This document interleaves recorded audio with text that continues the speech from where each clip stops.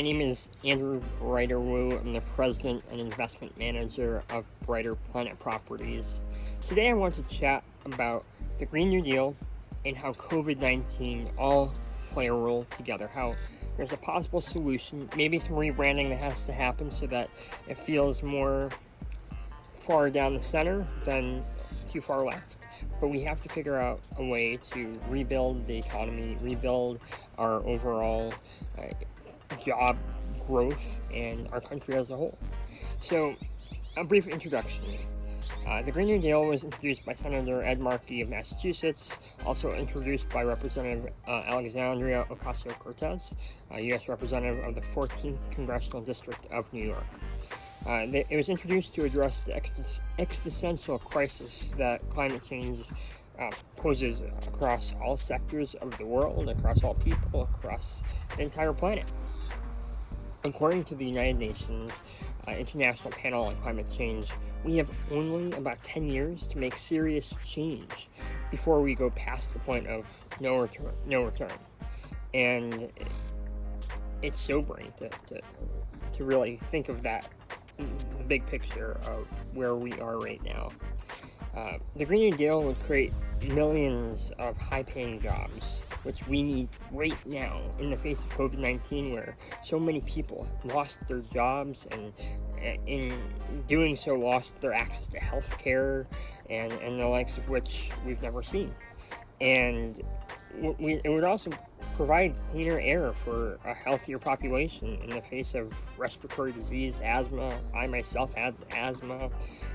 I know in areas surrounding coal-burning power plants, which generally are a lot of minorities, generally a lot of economically displaced individuals, their health care and their health in general are significantly impacted from the chemicals and the pollution that the power plants produce. Fortunately, around solar projects, you still have healthy air. We do not impact the air when installing solar on a farm or property. The opposition for the Green New Deal is that many in the House opposed the bill, some went so far as calling it loony. And many opposing arguments were that it costed too much. Which, if you think about the fact that on Wall Street, businesses like ourselves, on Boylston Street, but Wall Street as a general meaning of the financial sector of our world, is investing billions, if not trillions of dollars into solar energy, energy storage, and just clean energy as an overall bubble, because it creates incredible, attractive returns.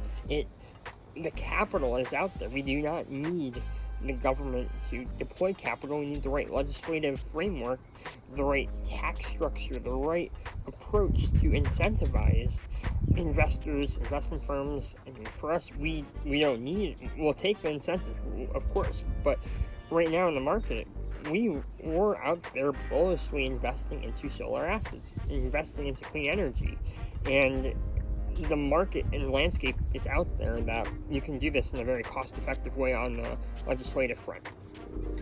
So, green finance in general, investors are becoming increasingly enthusiastic in both project equity ownership and just green debt and green bonds.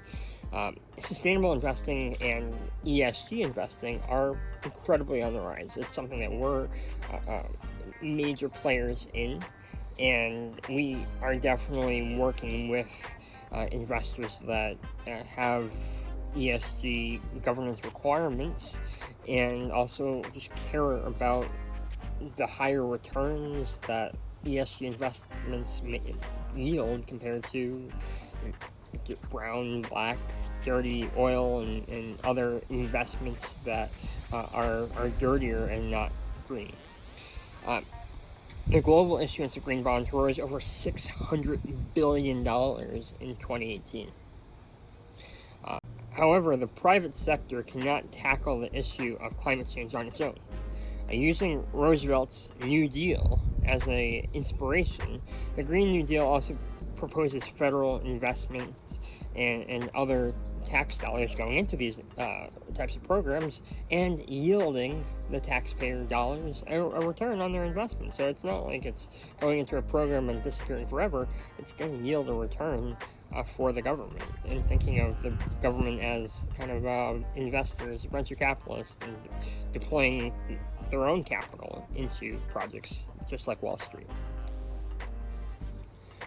But no matter what the solution is, we have to be creative. We have to figure out the best bipartisan approach on how we proceed forward and do this together. It's not one side versus the other, it's America. And we have to move forward.